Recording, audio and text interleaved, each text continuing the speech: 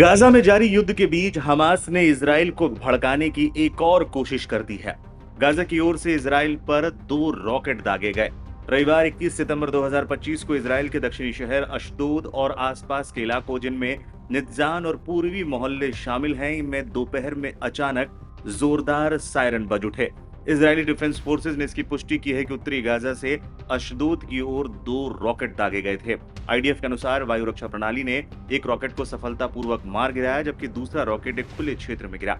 Rocket हमले में किसी भी प्रकार के जानमाल के नुकसान की खबर अब तक नहीं है और न ही किसी बड़े नुकसान की भी पुष्टि हुई है। रॉकेट अलर्ट बजते ही स्थानीय लोगों में दहशत फैल गई और लोग सुरक्षा शेल्टर की ओर भागे थे। ये बता दें कि पिछले कुछ महीनों में गाजा से अशदोद की ओर रॉकेट हमले काफी हद तक बंद हो गए थे, क्योंकि माना जा रहा था कि आईडीएफ की जमीनी कार्रवाई से हथियारबंद समूहों की रॉकेट क्षमता प्रभावित हुई थी। लेकिन अब एक बार फिर हमास ने रॉकेट हमला कर इजरायली सेना को चौंका दिया है। इससे साफ कहा जा सकता है कि हमास उतना भी कमजोर नहीं हुआ जितना इजरायली सेना दिखाने की कोशिश कर रही है। इससे पहले शनिवार को हमास की तरफ से एक तस्वीर जारी की गई थी, जिसमें उन सभी 48 बंधकों की तस्वीर लगाई गई थी जो अभी भी उनकी कैद में है। इस तस्वीर के जारी होने के बाद पूरे इजराइल में सनसनी फैल गई है। इन बंधकों के परिजनों ने फिलिस्तीनी क्षेत्र में तुरंत युद्ध विराम की गुहार लगाई है। आपको बता दें, हमास की ओर से जारी की गई इस तस्वीर में प्रत्येक बंधक के नीचे रॉन अराद लिखा हुआ है। ये नाम 1986 में लेबनान में लापता हुए इजरायली वायुसेना के कैप्टन को लेकर है। रॉन अराद को अमल आंदोलन के दौरान पकड़ लिया गया था और बाद में उसे हिजबुल्लाह को सौंप दिया गया था। हालांकि इजराइल और मोसाद की तमाम कोशिशों के बाद भी रॉन अराद को खोजा नहीं जा सका, इसलिए बाद में मान लिया गया कि रॉन अराद मारा जा चुका है। हमास की शाखा अल कस्साम ब्रिगेड के जरिए जारी की गई इस तस्वीर के साथ ही एक बयान भी जारी किया गया, जिसमें इजरायली प्रधानमंत्री बेंजामिन नेतन्याहू पर बाकी बंधकों की जान को खतरे में डालने का आरोप लगाया गया। दरअसल हमास की ओर से यह पोस्टर ऐसे समय में सामने आया है जब इजराइल ने गाजा शहर पर कब्जा करने की योजना को शुरू करते हुए क्षेत्र में सेना को आगे बढ़ाना शुरू कर दिया है। इस तस्वीर के जारी होने के बाद इजरायली बंधकों के परिवारों ने उन लोगों की सुरक्षा को लेकर चिंता जाहिर की है। इसके साथ ही हजारों की संख्या में इजरायली एक बार फिर बंधकों की रिहाई को लेकर सरकार पर दबाव बनाने के लिए एकजुट हो गए हैं। बंधक परिवार मंच ने एक आधिकारिक बयान जारी कर पीएम नेतन्याहू से बंधकों की सुरक्षित घर वापसी सुनिश्चित करने का आह्वान किया है।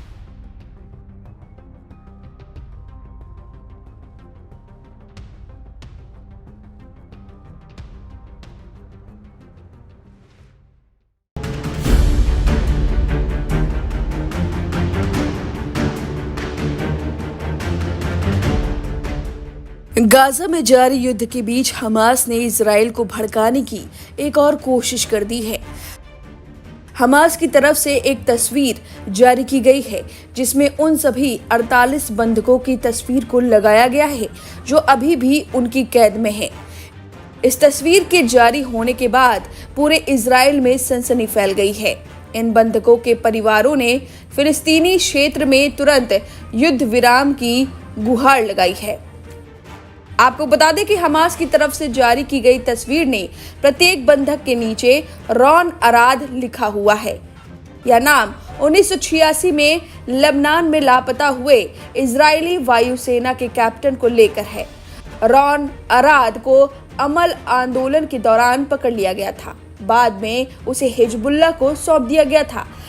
हालांकि इजराइल और मोसाद की तमाम कोशिशों के बाद भी रॉन अराद को खोजा नहीं जा सका, इसलिए बात को मान लिया गया कि रॉन अराद मारा जा चुका है। हमास की एक शाखा अल कसाम ब्रिगेड के जरिए जारी की गई इस तस्वीर के साथ में बयान भी जारी किया गया है, जिसमें इजरायली प्रधानमंत्री बेंजामिन नेतन्याहू पर बाकी बंधकों की जान को खतरे में डालने का आरोप लगाया गया है। बयान में कहा गया, नेतन्याहू की जिद और उसके चीफ ऑफ आर्मी स्टाफ यान के नेतन्याहू के प्रति समर्पण के कारण यह गाजा अभियान की शुरुआत की विदाई तस्वीर है। दरअसल हमास की तरफ से यह पोस्टर ऐसे समय में आया है जब इजराइल ने गाजा शहर पर कब्जा करने की योजना को शुरू करते हुए क्षेत्र में सेना को आगे बढ़ाना शुरू कर दिया है। इस तस्वीर के जारी होने के बाद इजरायली बंधकों के परिवारों ने उन लोगों की सुरक्षा को लेकर चिंता जाहिर की है। इसके साथ ही हजारों की संख्या में इजरायली एक बार फिर से बंधकों की रिहाई के लिए सरकार पर दबाव बनाने के लिए एकजुट हो गए हैं।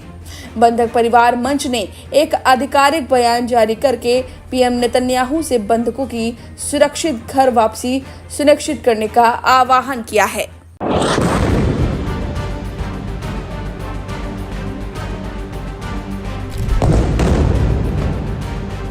गाजा में इसराइल का हमला लगातार तेज होता जा रहा है।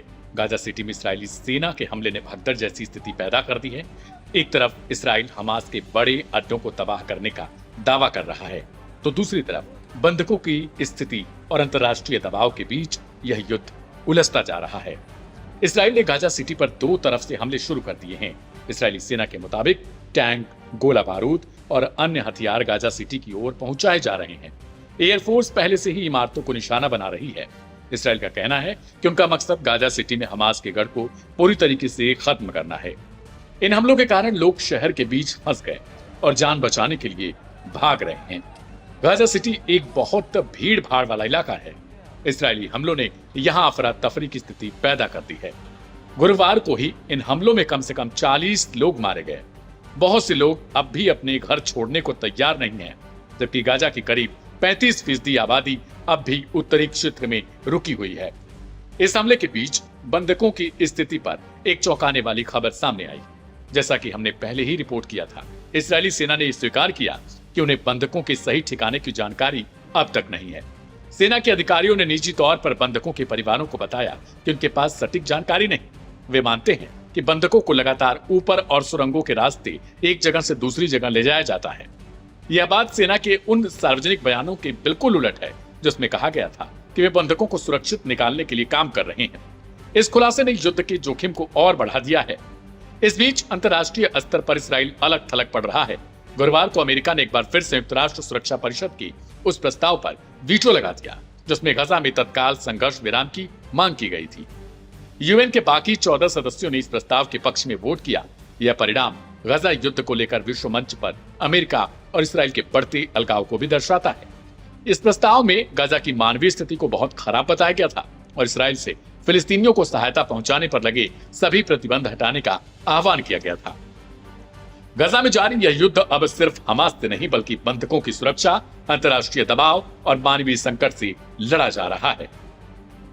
सवाल यह है कि क्या इसराइल इन सभी चुनौतियों के बीच अपने मकसद को पूरा कर पाएगा, क्योंकि प्रधानमंत्री बेंजामिन नेतन्याहू लगातार बंधकों के परिवार वालों से ये वादा करते आए हैं कि वो किसी भी तरीके से बंधकों को छुड़ा लेंगे।